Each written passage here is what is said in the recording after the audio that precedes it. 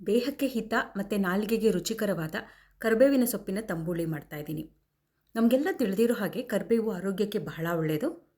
ಐರನ್ನ ಕೊರತೆ ಇರುವವರು ಈ ರೀತಿ ನಿಯಮಿತವಾಗಿ ತಂಬುಳಿ ಮಾಡಿ ತಿಂದರೆ ಒಳ್ಳೆಯದು. ಬಿಸಿ ಅನ್ನದ ಜೊತೆ ಈ ತಂಬುಳಿ ಕಲಿಸ್ಕೊಂಡು ತಿನ್ನೋಕ್ಕೆ ತುಂಬಾ ಚೆನ್ನಾಗಿರುತ್ತೆ.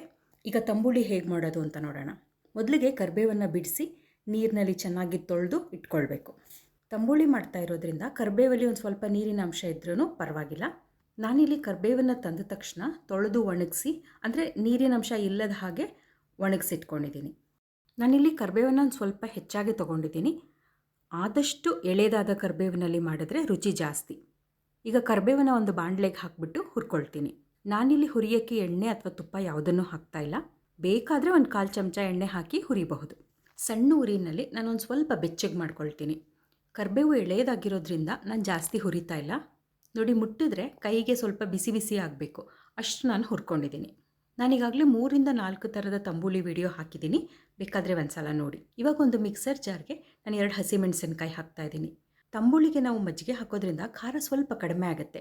ಅದಕ್ಕೆ ಹಸಿಮೆಣಸಿನ್ಕಾಯಿ ನಿಮ್ಗೆ ಎಷ್ಟು ಬೇಕೋ ನೋಡಿ ಹಾಕಬಹುದು. ಮತ್ತು ಒಂದು ಅರ್ಧ ಚಮಚ ಜೀರಿಗೆ ಹಾಕ್ತಾಯಿದ್ದೀನಿ. ಮತ್ತು ಒಂದು ಸ್ವಲ್ಪ ಕಾಳುಮೆಣಸನ್ನು ಹಾಕ್ತೀನಿ. ನಾನು ಜೀರಿಗೆ ಮತ್ತು ಕಾಳುಮೆಣಸು ಎರಡನ್ನೂ ಹಸಿಯಾಗಿ ಹಾಕೋದು. ಮತ್ತು ಕಲ್ಲುಪ್ಪು ಹಾಕ್ತಾಯಿದ್ದೀನಿ. ಆಮೇಲೆ ಹುರಿದಿಟ್ಟ ಕರಿಬೇವು ಹಾಕ್ತಾಯಿದ್ದೀನಿ. ಮತ್ತೀಗ ತುರಿದ ಹಸಿ ಕಾಯಿ ತುರಿ ಹಾಕ್ತಾಯಿದ್ದೀನಿ. ಆದಷ್ಟು ಆಗ ತುರಿದಂಥ ಫ್ರೆಶ್ ಆದ ಕಾಯಿ ತುರಿ ಹಾಕಿದ್ರೆ ಚೆನ್ನಾಗಿರುತ್ತೆ. ಈಗ ಇದನ್ನು ರುಬ್ಕೊಳ್ತೀನಿ. ನೋಡಿ, ತುಂಬ ತರ್ತರಿಯಾಗಿದೆ. ಒಂದು ಸ್ವಲ್ಪ ನೀರು ಹಾಕಿಬಿಟ್ಟು ನುಣ್ಣಗೆ ರುಬ್ಕೊಳ್ತೀನಿ.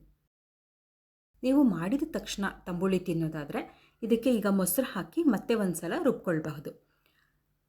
ನಾನು ಮಧ್ಯಾಹ್ನಕ್ಕೆ ಮತ್ತು ರಾತ್ರಿಗೆ ಎರಡೂ ಹೊತ್ತಿಗೆ ತಂಬುಳಿ ಮಾಡೋಣ ಅಂದ್ಕೊಂಡಿರೋದ್ರಿಂದ ರಾತ್ರಿಗೆ ಅಂತ ಒಂದು ಸ್ವಲ್ಪ ಎತ್ತಿಟ್ಕೊಳ್ತೀನಿ.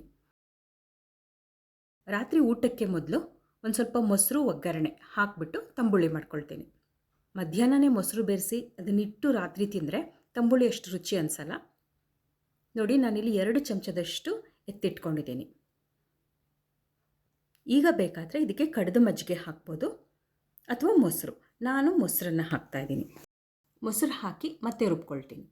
ನೀವು ಎಷ್ಟು ಕರಿಬೇವು ತೊಗೊಂಡಿದ್ದೀರಾ ಅಂತ ನೋಡಿ ಅದಕ್ಕೆ ತಕ್ಕನಂಗೆ ಮೊಸರು ಹಾಕ್ಬಹುದು.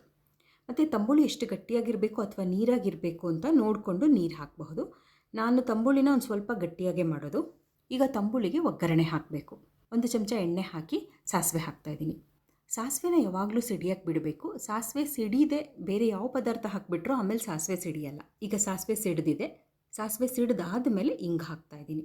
ಮತ್ತು 1 ಒಣಮೆಣಸಿನ್ಕಾಯಿನ ಮುರಿದು ಹಾಕ್ತಾಯಿದ್ದೀನಿ. ಈಗ ಮಾಡಿಟ್ಕೊಂಡಿರೋ ಒಗ್ಗರಣೆನ ತಂಬುಳಿಗೆ ಹಾಕ್ತೀನಿ. ಈಗ ಕರಿಬೇವಿನ ಸೊಪ್ಪಿನ ತಂಬುಳಿ ಸಿದ್ಧವಾಗಿದೆ. ನೀವಿಲ್ಲಿ ನೋಡ್ತಾ ಇರ್ಬೋದು, ನಮ್ಮ ಮನೆ ತಂಬುಳಿ ಇಷ್ಟು ಗಟ್ಟಿಯಾಗಿರುತ್ತೆ. ಇದನ್ನು ಬಿಸಿ ಅನ್ನದ ಜೊತೆ ತಿನ್ನೋಕ್ಕೆ ತುಂಬಾ ಚೆನ್ನಾಗಿರುತ್ತೆ. ಇದನ್ನು ನಾನು ಬಿಸಿ ಅನ್ನದ ಜೊತೆ ಬಡಿಸಿದ್ದೀನಿ. ನಿಮಗೆ ಈ ಕರಿಬೇವಿನ ಸೊಪ್ಪಿನ ತಂಬುಳಿ ಇಷ್ಟ ಆದರೆ ನೀವು ಒಂದು ಸಲ ಮಾಡಿ ನೋಡಿ, ಹೇಗೆ ಬಂತು, ನಿಮ್ಮ ಮನೆಯಲ್ಲಿ ಎಲ್ಲರಿಗೂ ಇಷ್ಟ ಆಯ್ತಾ ಅನ್ನೋದನ್ನು ನನಗೆ ಕಮೆಂಟ್ ಮಾಡಿ ಹೇಳಿ. ಇನ್ನೊಂದು ಅಡುಗೆ ಜೊತೆ ಮತ್ತೆ ಸಿಗ್ತೀನಿ.